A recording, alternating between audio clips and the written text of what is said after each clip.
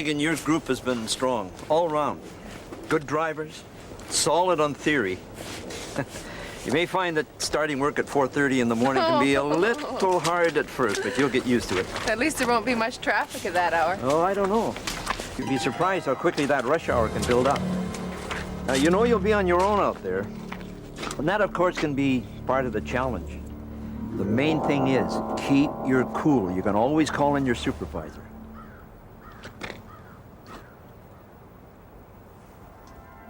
Don't worry. You're going to do just fine. Oh, no, I was just thinking about the old days. You're interested in transit history? I am. I'd like to know more about it. Well, that's great, but right now, you've got enough in your plate thinking about tomorrow. Now, you get a good night's rest, okay? I will. Thanks for everything, Ron.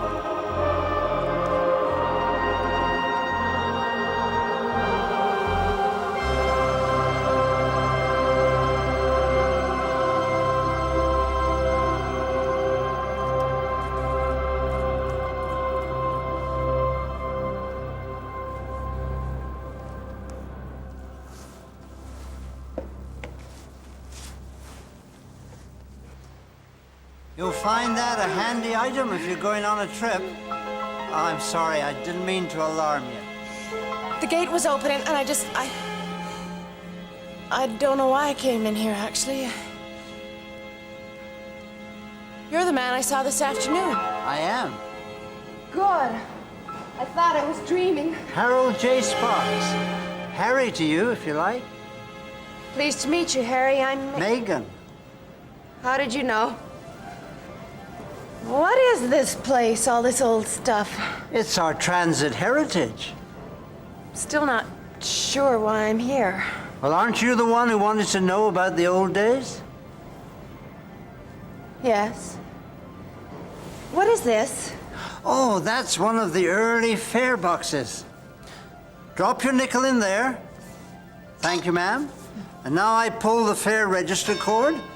And do you require a transfer? Yes, please. Very well, Miss Megan. One transfer to Fairview.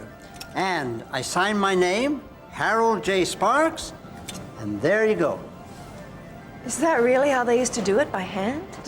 That's how it was. Interesting. I find all this stuff fascinating, but it feels like all the life is locked up inside. Well, it is, in a way. Wish I had the key to unlock the stories. Do you have a minute? Of course. To spend 100 years with me?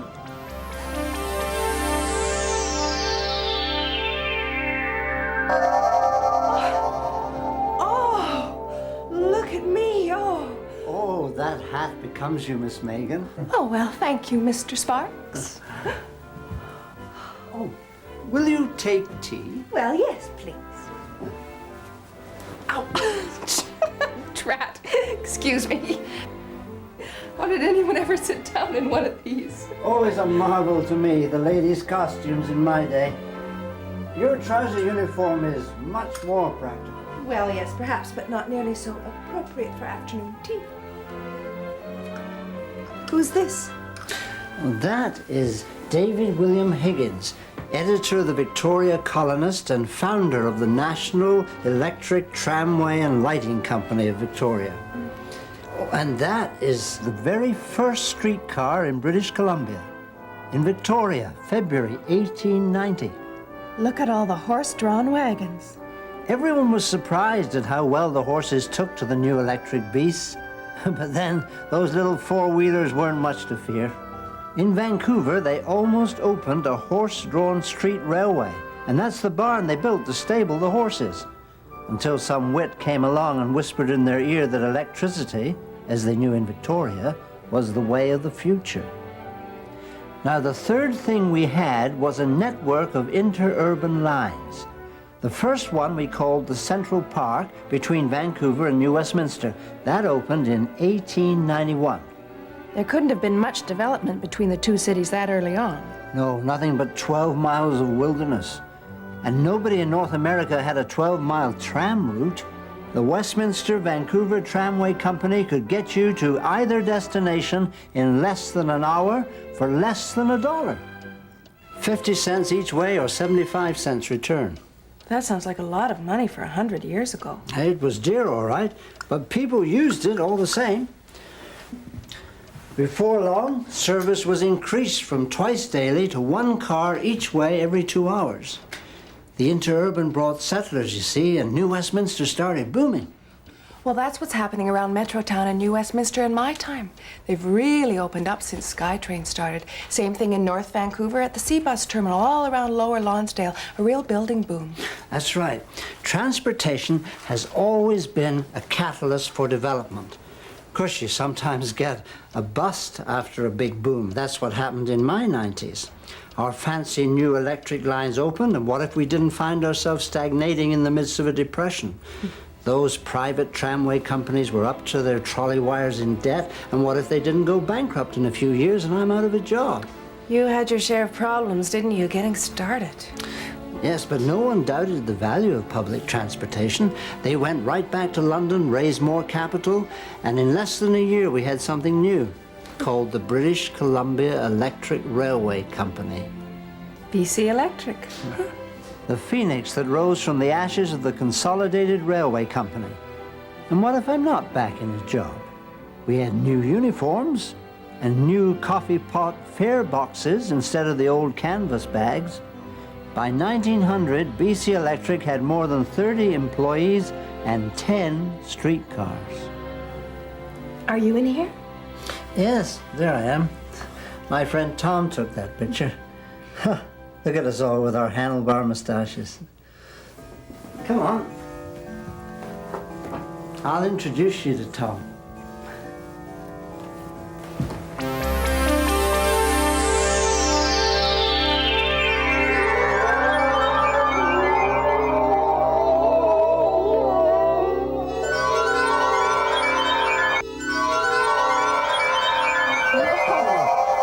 I always have trouble with that. Well, never mind. We're both in one piece.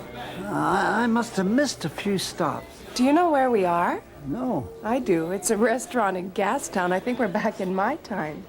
I was trying to take you to meet Tom at the car manufacturing plant. He was building car 53 in 1904. Hey, Hattie! Hattie! Over here! Tom! You mean that car 53? Just try to act natural. Come on.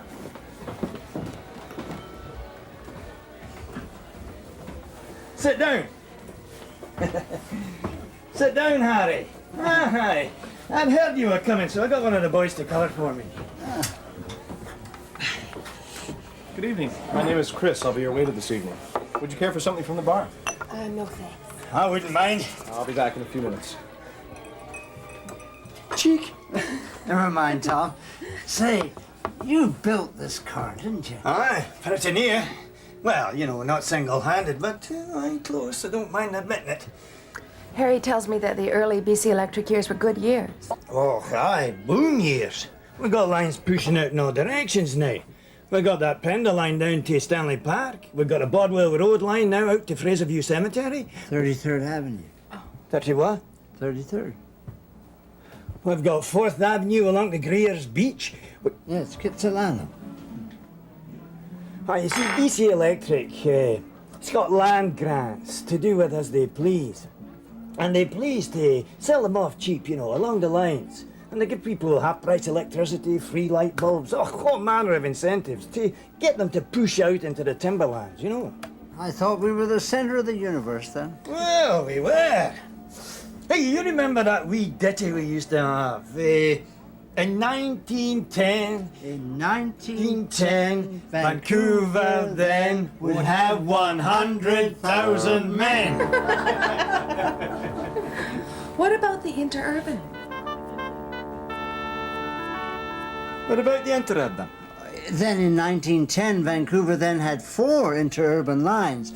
2 between New Westminster and Vancouver, the Lulu Island Steveston line, which opened in 1905, and the longest interurban in all of North America. 64 miles, all the way to Chilliwack. Practically a railroad. Heavy rail, great big cars, restrooms for the passengers. The only thing missing was the steam. What was it about Chilliwack? I mean, that's a long way away. Fraser Valley Farms. Of course. You see, we relied on them for milk, you know, for produce, for meat, and they relied on the Interurban to get it to us. And we loved going out Chilliwack Way for a picnic, you know, after all the hustle and bustle of city life. Our poor cousins in North Vancouver had to wheedle and cajole for a good long time before they got their streetcars in 1906. That's right. 3 old trams diverted from the scrap pile. Cast off rail they dug up from New Westminster where the heavier rail was being laid. Those North Vancouver hills were the worst for runaway cars. Motorman Jack Kelly. Eh? Do you mind Jack? Happened to him 3 times, eh? Once, the mayor and his wife, all dressed up in the finery, come hurtling down Lonsdale Street, along the ferry dock, right in the harbour. Was anyone hurt? Oh, no, no casualties as far as I remember. Of course, the mayor's pride was a wee bit bruised, eh? And Jack never used the Lonsdale line again. He gave it up for good.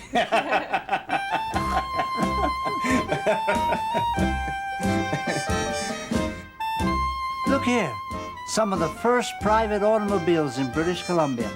It's hard to picture them as fathers of pollution and congestion. Ugh, private automobiles were always noxious and noisy. But the streets look so quiet and peaceful. There's hardly any traffic. People would have laughed if you told them about cars lined up bumper to bumper for miles on end. Here's what I was saying about progress.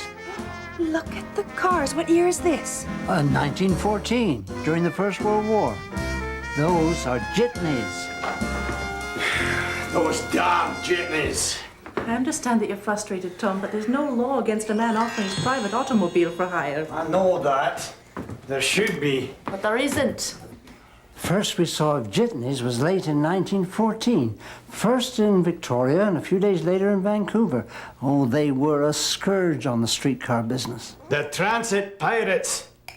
Well, what did they do? Oh, nothing special, just cruised along busy streets a few minutes in front of the streetcars with a sign up advertising 5-cent fares, the same as the streetcars. Oh, people thought they were a novelty and they could go faster. We've written to the mayor, we've sent delegations to Victoria. I'm sure they'll do what's right. They've done nothing. There's talk of a strike. I'm not against it. Shame on you, Tom Quincy. Listening to talk of a strike with young Tom to feed. We can't afford to lose your paycheck. If we don't stop the jitneys, there isn't going to be a paycheck to lose. Did they strike? Twice before the Jitneys were banned. Summer of 1918, a few months before the armistice.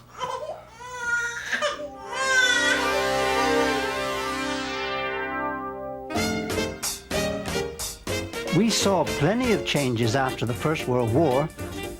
Now look here, our first motor bus, hand crank and all, 1923. Why buses when you already had streetcar lines all over the place? It was a sign of the times. We were going to put in new streetcar lines until somebody realized that it was cheaper to use buses than to lay in new rails and overhead wires. Then, in 1929, BC Electric's British financiers were bought out by Canadian interests. Oh, we were really sailing ahead. And then the crash came, and things ground to a halt. It was tough keeping the tracks and equipment up to standard with so little available money at first. Then things changed. It's ironic, but as hard times hit, more people turned to public transit.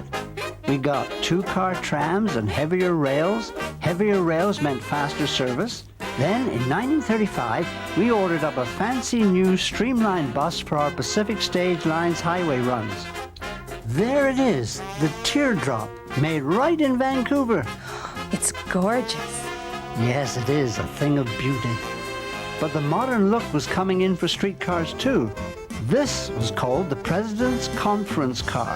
Streamlined, lightweight, more powerful and faster and roomier than any of the old streetcars. We were going to get hundreds of PCCs, except that the war broke out, so we only got 36.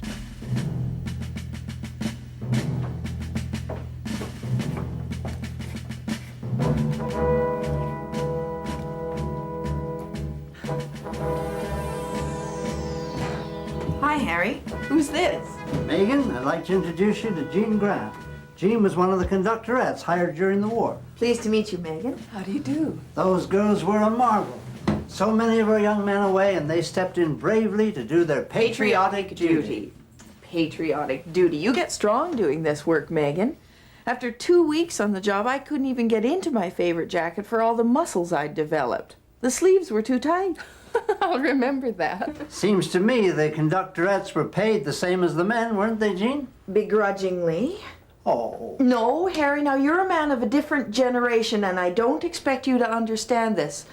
But we took a lot of flack for having those jobs. People jeered at us, and we were easy targets hanging off the back of a streetcar. Man's job, they said. Well, I lost my man in Dieppe, and I had a son to raise. Man's job indeed. I needed mine, and I was happy to keep it. Well, we couldn't have done it without you. We were busier than ever during the war. Rubber shortages and gasoline shortages, factories working around the clock. Everybody took the streetcar. It was fun, actually. Oh, there's the old... The observation car. Right. There were 2 of them. We hated to get behind those. Teddy Lyons in one with his non-stop commentary and absolutely the worst jokes. And Dick Gardner in the other with his magic tricks. It must have been a great way to show visitors the city. Those two took 1.5 million people, more than 500,000 miles of sightseeing in their time. No wonder we could never get around them. Well, you got around them in the end, though, making room for modern times. BC Electric announced a $50 million post-war expansion plan even before the war ended. We had more than 200 streetcars and a dozen routes. But most of the cars were old and the tracks needed serious repairs. You haven't experienced anything, Megan, until you've been seasick on a streetcar from swaying back and forth on those rickety old rails. Here we go, end of 45. We borrowed a brand new trolley bus from Seattle for a trial and gave everybody free rides for 10 days just to see how people would warm to it. And people did. Finally, a civilized vehicle that would pull right into the curb. I couldn't wait to be broken in on the buses. From then on, it was rails to rubber just as fast as we could go. We weren't sorry to see the end of streetcars. Maybe not, Jean. Electric traction was clean, it was efficient. I wasn't happy to see it go. You two see it so differently. To Harry, it was the end of an era. It was. To Jean, it was the beginning of a whole new way of life. It was. You remember the day we all went down to the PNE to pay our respects? The spring of 55, April something, the big rails to rubber celebration. Really? That's the year I was born. April, too. Oh, here I was thinking you were ageless, like me. Do you know what happened to the streetcars, Megan? No. Sold for scrap. No, we torched them. We stripped them of their copper and brass fittings, then we pushed them on their sides, doused them with gasoline, and set them on fire. It was as though someone wanted to erase the past forever. If that was the idea... And it wasn't. Yes, but if it was, it didn't work. In my time, we're bringing back the rails, the ferries. It's almost as if the old system had to go through some sort of metamorphosis. You had streetcars and interurbans, now we have SkyTrain. You had North Shore ferries, and now again we have Seabus crossing Burrard Inlet. Even the articulated superbuses have their beginnings in two-car trams. That's my kind of progress. Come on, Megan, there's more change happening a few years down the line.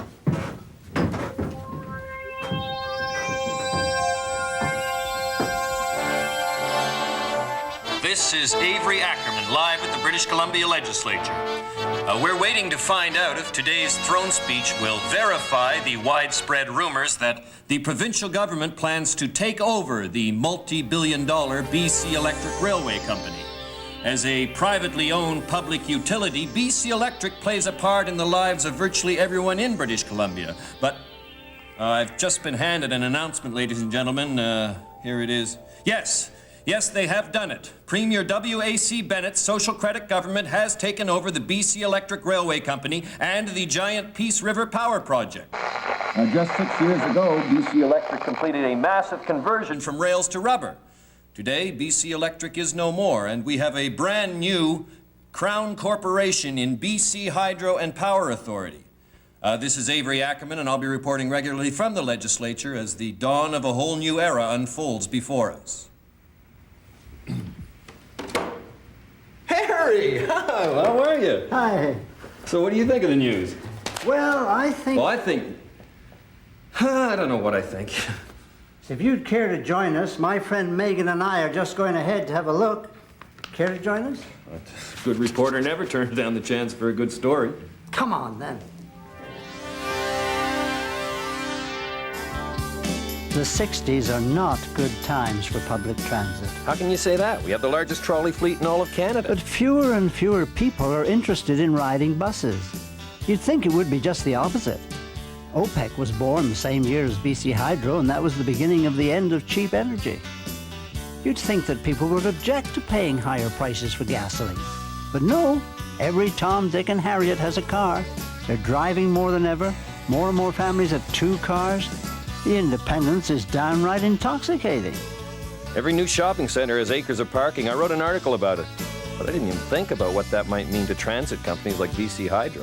I'm glad I don't have to brave that traffic every day. Odd how cars started out to symbolize freedom and almost immediately were restricting freedom. Hey, what's this? They cut the North Vancouver ferries in '58. And brought them back new and improved in '77. That's Seabus. Catamaran hull, 4 Z-drive diesel units can carry 400 passengers. Designed and built in the Victoria shipyards too, so it's all Canadian. Not so fast, you two. I never learned shorthand. 1980. This is the year BC Hydro got out of transit and we got a brand new Crown Corporation in the Metro Transit Operating Company. MTOC, okay. And there's Handy Dart for people who can't use conventional buses. Well, that's a good idea. But do you know what else is coming, Avery? Specially equipped buses so that people with special needs can ride regular buses, even in wheelchairs. There we are, breaking the ground for a brand new light rapid transit system. Rubber to rails.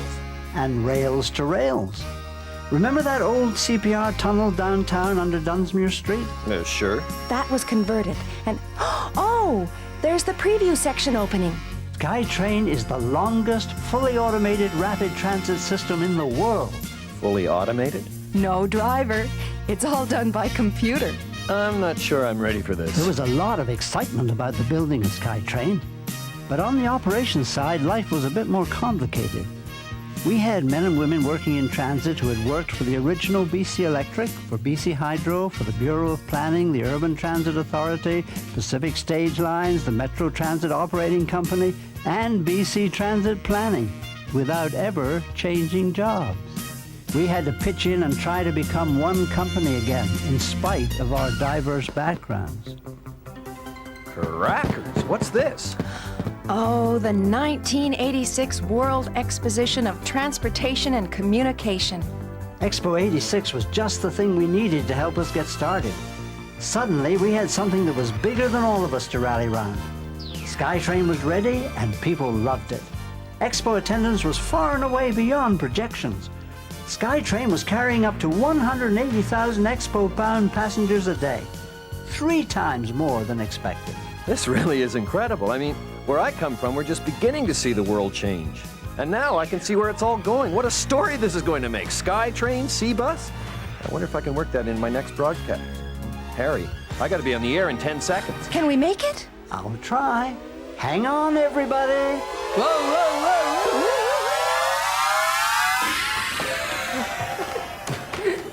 whoa. Thanks, Harry. Thank you, Megan. I don't know how I'll ever use everything you showed me. Quite a story, isn't it? Avery's got a book to write. 3 seconds. The air in the House this afternoon has been electric. There are 1,000 points for conjecture, most of them having to do with the future of hydroelectricity in our province. But there is a transit story here as well. If I had a crystal ball to show me the future, I might foresee, the return of the North Shore ferries, a future with trains that drive themselves, perhaps a world-class exposition for Vancouver. You see, Megan, how it's all interconnected? It's hard to put into words. This all looks so different to me now. It's as if I only saw it before, but now I know it. This has been the most incredible night of my life. I wonder what the next 100 years will bring. Harry, have you seen my future?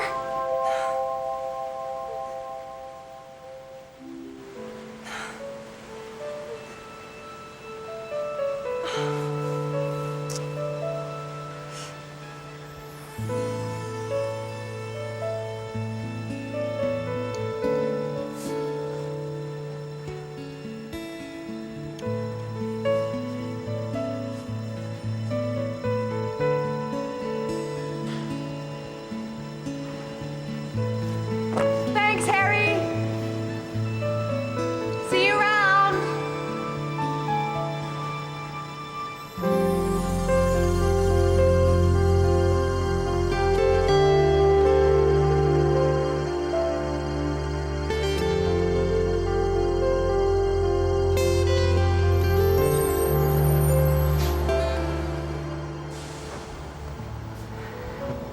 Good work, Megan. Right on time. Thanks, Ron.